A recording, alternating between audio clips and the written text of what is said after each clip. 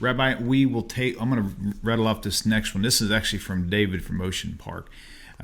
Why is Pesach so important? What's the big deal? What's the big deal? Pesach is the event where the children of Israel have been redeemed by God and have been forged into a unique nation. So Passover takes place in the first month of the year, which is a Zman Gula. It's a time of redemption. We're only a few weeks away, and Pesach is a time which demonstrates that God kept His promise. And boy, we made it hard for Him. We made it very difficult for Him, because, as it turns out, the Jewish people God told Abraham the Jewish people would be in Egypt for 400 years or 430 years. As it turns out, we were there for only 210 years. That was it. What happened? What happened to what God said earlier? The Almighty had to change it backward. Why? Because, let me just explain this point about Pesach. There are quite a number of commandments on Passover. Passover is filled with ritual, filled with so many commandments on Passover, things to eat and things not to eat. And in Pesach, it's a very big mitzvah to eat matzah. Torah says so, that you shall not eat leavened bread. It's forbidden. It's a very, very grave sin. Rather, you should eat only unleavened bread. Now, this is like an enormous deal. Believe me, I had to get matzah in Indonesia. Don't ask. Okay, do not ask what's involved in getting matzah for Passover here in Indonesia. This is what I did. Why? We're having a very big seder, and why? So we would like to know, why is this matzah so important? Everybody knows about it. So if we look at Exodus chapter 12, what do we find there? Because God could not wait any longer. The Almighty, blessed be His name, there was no time left. You read it for yourself. And therefore God had to go, we have to get you out. We have to get you out immediately. The redemption has to take place now. And there was simply not enough time for the matzah to leaven. It was so quick, we had to go out. There was no time to wait to come bread. Now I want to ask you a question. If you were on God's committee of writing the Bible and coming up with suggestions of how might we celebrate the Exodus and redemption of the children of Israel, and I ask you, how many of you think that we should have food, which essentially is fast food? Don't have enough time to go start cooking and making a big challah and a big this. No time. We had to grab a fast sandwich so fast. We had one thing. We had to take a banana and run out the door. We have to eat a banana, because a banana anyone could take and run. So you'll say, look, it's very interesting. It's nice. You have to go, but that should be like massive, like the fast food. And if you eat food that's not fast food, namely leavened bread, you are worthy. It means a death penalty from heaven. It's kares, which is a very severe punishment. It's the same, eating matzah, eating chametz, bread, leavened bread on Passover is the exact same thing as eating on Yom Kippur. It's the same sin. It's a very, very severe sin. Why? Why is so much importance placed on matzah? I said maybe a little tradition, but this really gets so much play in the Bible. It's so important. Death penalty. If you eat pork, you don't get the death penalty for it. You can eat a horse. It's forbidden, but it's not the death penalty. But for this, the death penalty. Why? Why is this so important? Because, in fact, as it turned out, the Jewish people had sunk. They had sunk very, very low. We were in Egypt, and we had assimilated among the society, and Egypt stands for everything that was unholy. It was a society that was filled with idolatry and whorishness. As we're told in the Bible, all sin, all matters of sin, Egypt is the center of this.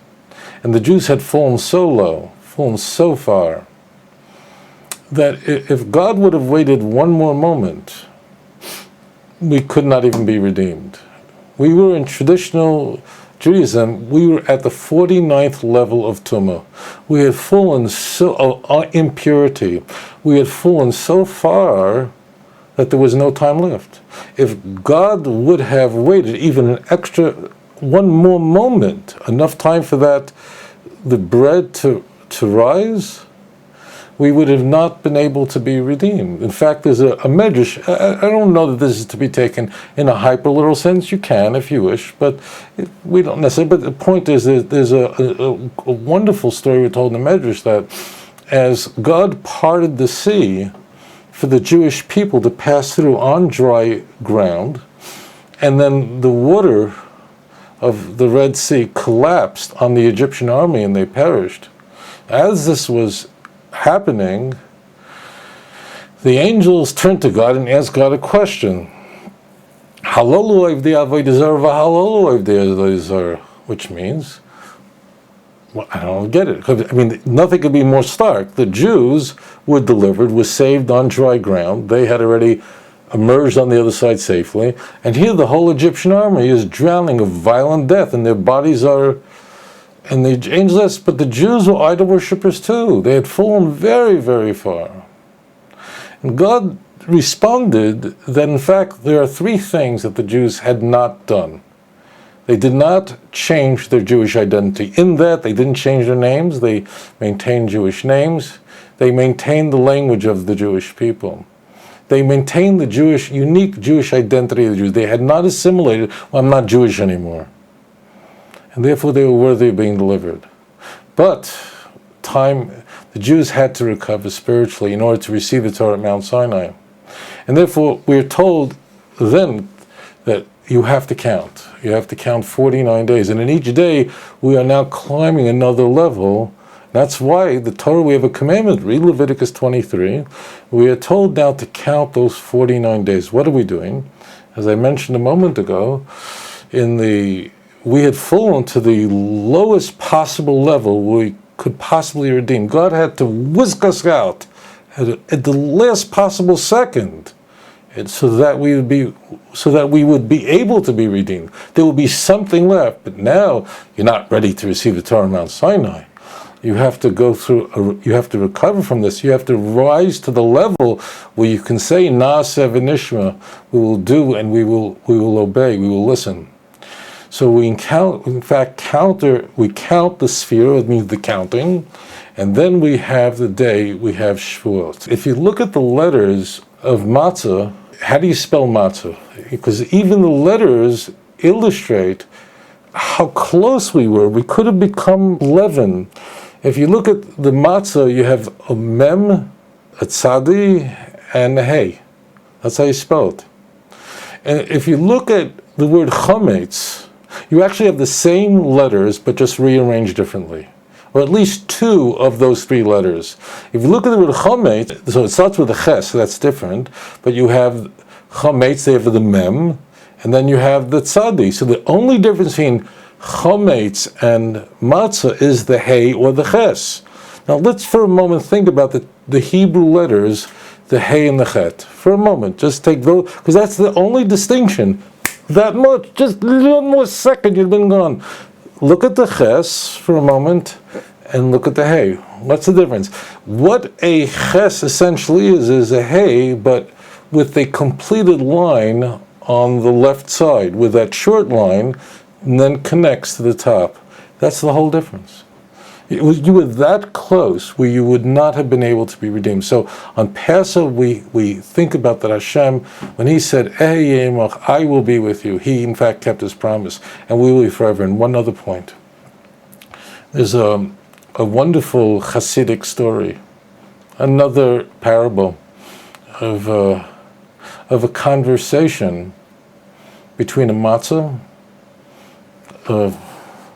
and a nice big bread. And they were talking to each other. And the challah, the big bread, this big chametz, this gorgeous bread, was really, really quite proud and haughty and boastful. And he was making fun of, derisively, making fun of matzah. Look at you. Look at you, you little matzah. What are you? Thin little cracker? Nothing? Look at me. Look at me. I'm a big, gorgeous loaf of bread. Look how big I am. Look how successful. Look how beautiful. Not like you, you're thin, you have no shape, you have nothing. There's nothing about you that's attractive.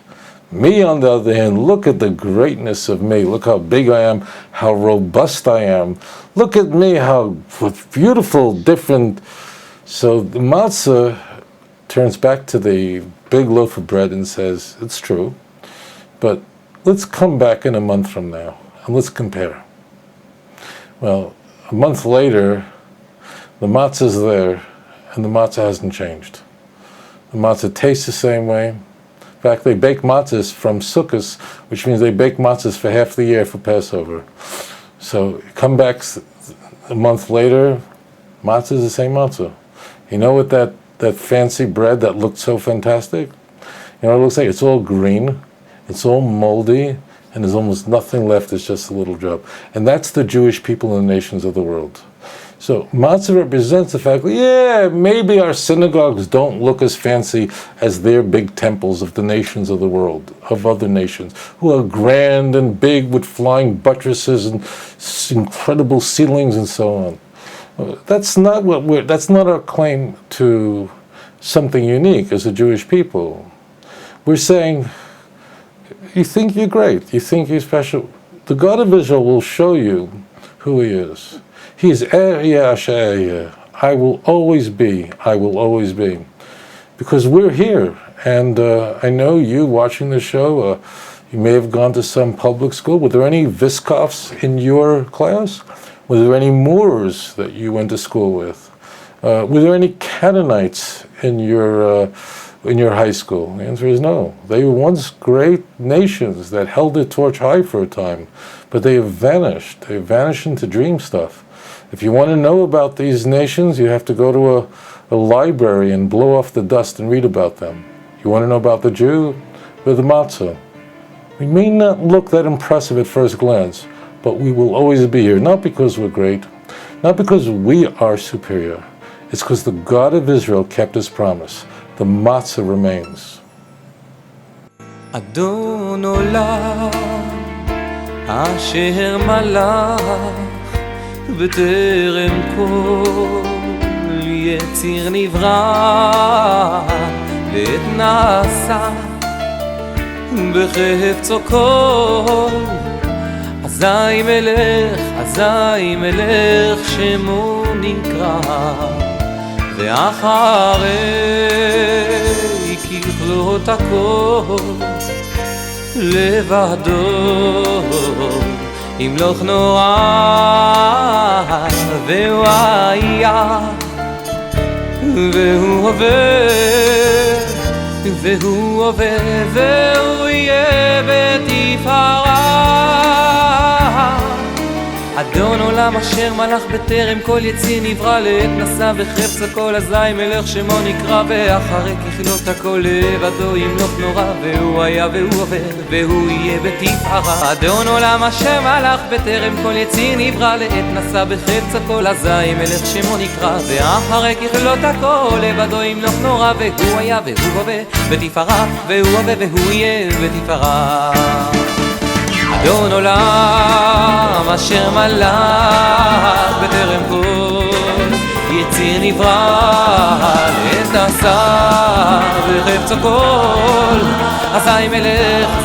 מלך שמו נקרא ואחרי ככלות הכל לבדו ימלוך נורא והוא היה והוא הווה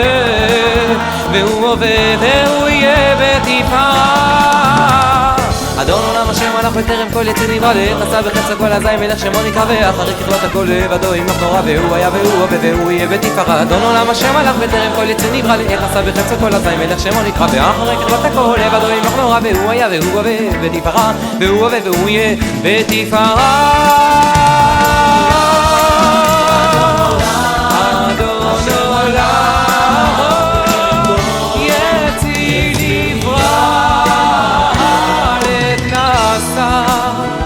בחפץ אותו קול. אזי מלך שמו נקרא.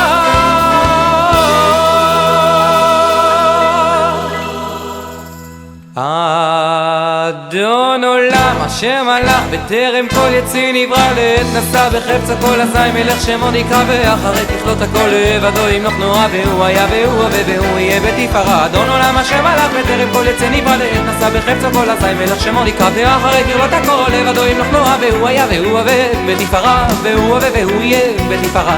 והוא היה והוא הווה בתפארה. והוא הווה והוא יהיה בתפארה.